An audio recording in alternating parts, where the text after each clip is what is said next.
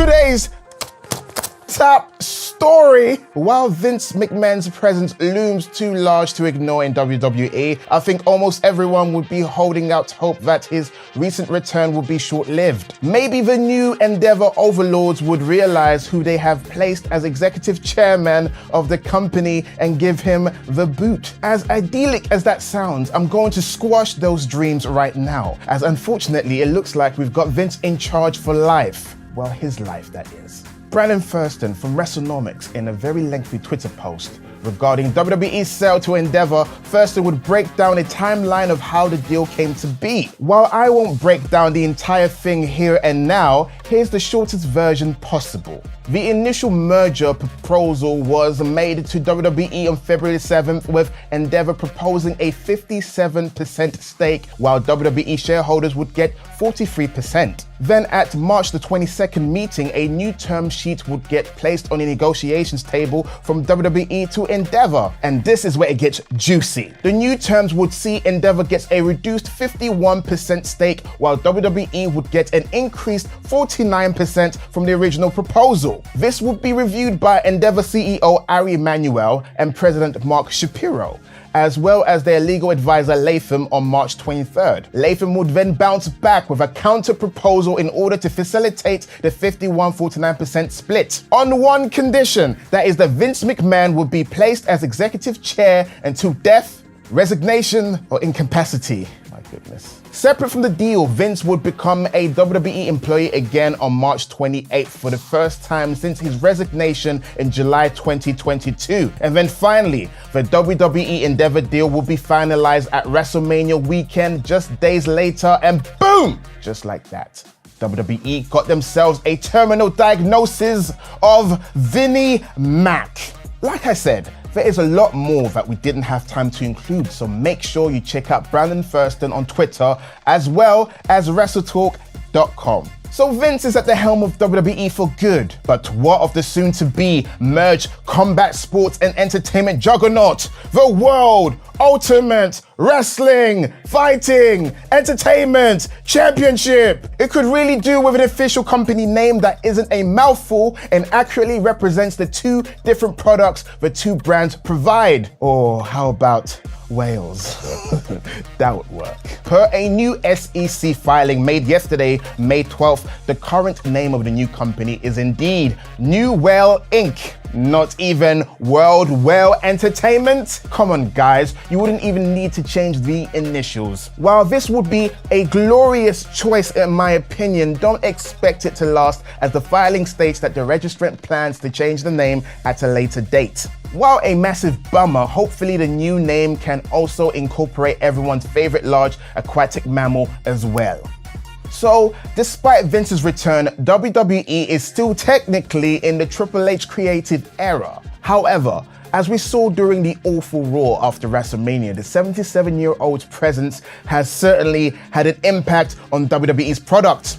Thankfully, things have not gotten quite as bad as that since. However, there has been a report of Triple H having to consult Vince via Zoom to confirm creative plans, meaning once again that he is the one with all the power. While Vince's presence has reportedly coincided with lower talent morale, what if many are instead actually glad McMahon is back in the mix? Well, according to Wade Keller on his PW Torch podcast, that may in fact be the case. According to Keller, there are some talents that are at least happy Vince was back contributing to creative, while Keller would specify that a lot of this is likely purely based on self-interest, with McMahon more likely to push them than Triple H would.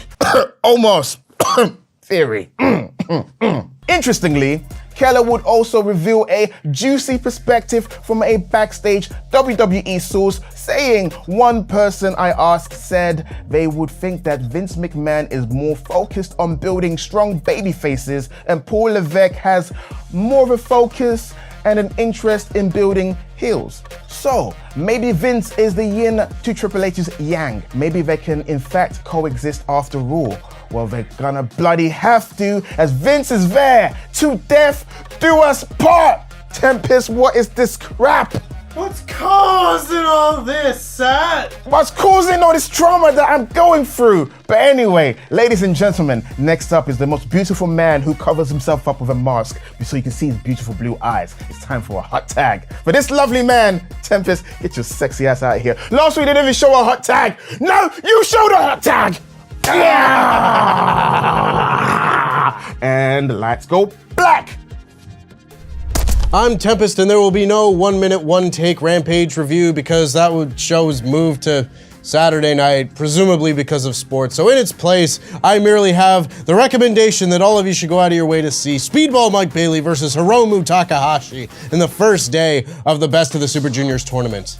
And with that being said, I'm Tempest, and this is my review of SmackDown in about 5 minutes. Now, we have already brought up how it does not make any sense for SmackDown dudes to be competing in this Raw Championship tournament, but you know what? Positivity wins out, because their inclusion just means that we got a few banging matches on this episode of SmackDown, and who am I to care about why we're getting good matches? We open SmackDown with our first of 2 triple threat matches as AJ Styles beat Edge and Rey Mysterio. This was an incredibly fun match, loads of great double team moves or moves that would lead into other moves, a great sequence of finishing moves, each being countered, eventually leading to AJ Styles hitting the phenomenal forearm on Edge for the win. I personally had thought and hoped that we might see Edge make it to the final, but excellent Twitter promos be damned. Edge instead countered the 619 only to be caught in the aforementioned phenomenal forearm by Styles for the pin. These are 3 of my favorite wrestlers of all time, and getting to see them tear it up on SmackDown was a pretty great way to start this show. We then went straight into our second triple threat match of the night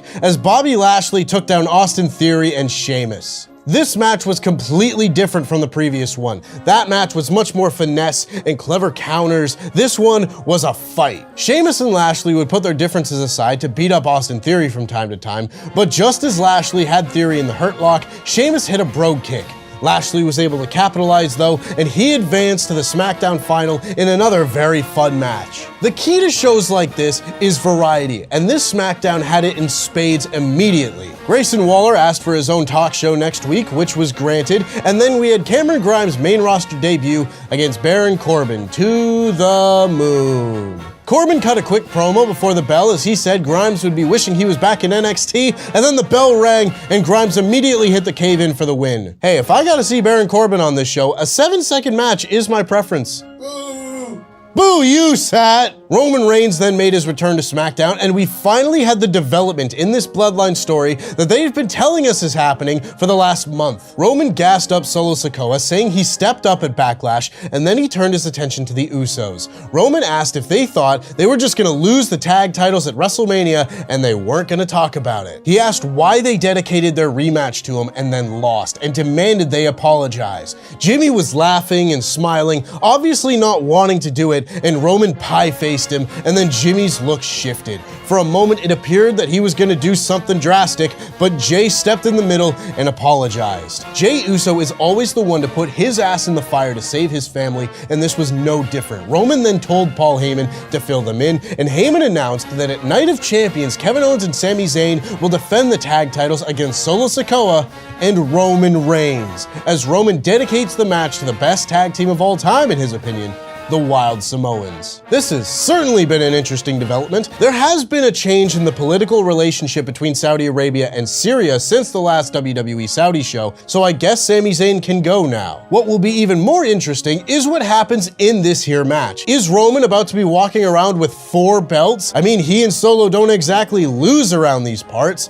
A very interesting match indeed, and probably a better use of Roman's time than an arbitrary title defense you know he isn't going to lose. Bayley is backstage and says that maybe she pushed Io Sky too hard, but now she and Dakota are gonna go and win the tag team titles back. The Usos are backstage and are pissed off, looking to pick a fight with the LWO before they walked off. And then we had Liv Morgan and Raquel Rodriguez retaining their WWE Women's Tag Team Championship against Bayley and Dakota Kai. And the story of this match was the continuing disintegration of Damage Control. Things were pretty back and forth for the most part until Io tried to use one of the tag belts to help her team, which failed when Bayley was shoved into Io and rolled up for the pin. I would say it's probably about time for this trio to start going their separate ways, and I would be more than happy to see Io get a sustained singles push. Pretty Deadly make fun of the Brawling Brutes backstage to set up a match for next week, and then we had Bianca Belair's championship celebration. Are they just not going to address that the belts are on the wrong show?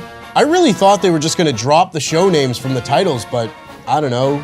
Sure. Bianca didn't get a chance to say anything as Asuka made her entrance and sprayed the mist in Bianca's eyes. That was the whole segment, so I guess we're getting a WrestleMania rematch real soon. We then had our main event as AJ Styles punched his ticket to the finals to face Seth Rollins for the World Heavyweight Championship, defeating Bobby Lashley here on SmackDown. Hey, AJ Styles and Seth Rollins match at Money in the Bank 2019 was pretty fantastic, and we get to see it again. That's 2 thumbs up. The story of this match was that Lashley had a big old bump on his big old noggin, having been busted open during his triple threat match earlier in the show. Lashley's cut did open itself back up, and commentary did a good job of contextualizing that this is the danger of wrestling multiple matches in one night. The match itself was solid, with Styles dodging a spear and sending Lashley into the ring post as he then hit the phenomenal forearm for the win, as he celebrated with the OC as the show went off the air. And that was SmackDown. Honestly, another really good show. If you ignore how the WWE draft just does not make any sense whatsoever, it makes watching this show much more palatable.